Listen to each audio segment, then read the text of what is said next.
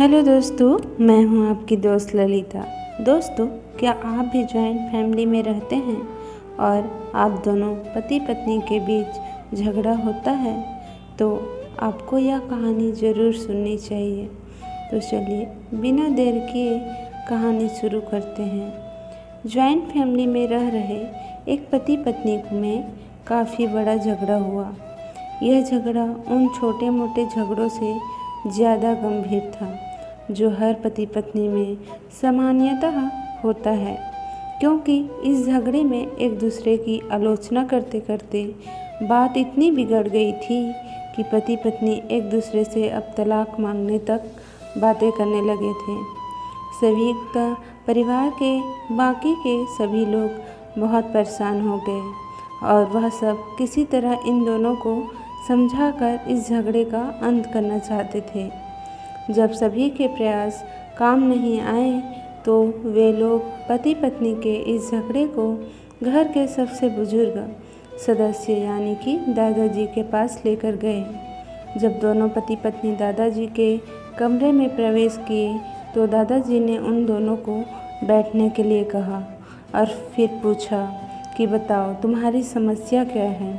दोनों पति पत्नी एक साथ बोल पड़े और एक दूसरे पर आलोचनाओं की छड़ी लगा दी।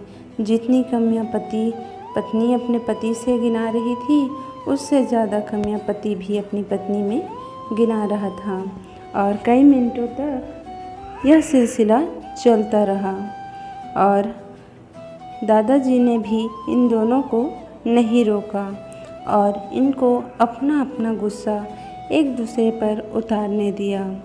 आखिर में जब दोनों एक दूसरे की बुराइयां करके थक गए और शांत हो गए, तब दादाजी ने उन दोनों से कहा, अब दोनों एक दूसरे की कुछ अच्छाइयाँ बताओ। जब अच्छाइयाँ बताने का समय आया तब दोनों ही पति पत्नी एकदम से चुप हो गए। शायद गुस्से में उन्हें कुछ याद नहीं आ रहा था या फिर गुस्से की वजह से वह एक दूसरे की अच्छाइयाँ बताना नहीं चाहते थे। दादाजी ने यह बात भी महसूस कर ली। थोड़ी देर तक जब कोई भी नहीं बोला तब दादाजी ने कहा, अच्छा ठीक है, यह लो पेपर और पेन और दोनों एक दूसरे की अच्छाइयाँ इसमें लिखो। पति और पत्नी दोनों ने ही पेपर और पेन लिया और एक दूसरे से काफ़ी दूर जाकर बैठ गए। थोड़ी देर तक न पति ने कुछ लिखा और न ही पत्नी ने। फिर पति ने पेपर में कुछ लिखना शुरू किया। उसे देखकर पत्नी ने भी अपने पेपर में लिखना शुरू कर दिया। ऐसा लग रहा था जैसे दोनों एक दूसरे से कंपटीशन कर रहे हो।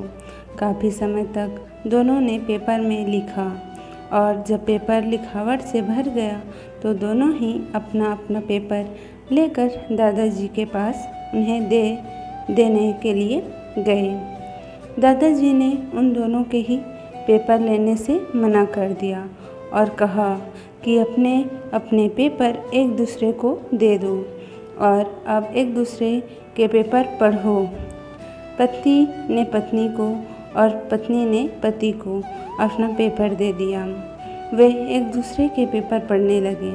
थोड़ी देर बाद पति और पत्नी दोनों के ही आंखों में आंसू थे।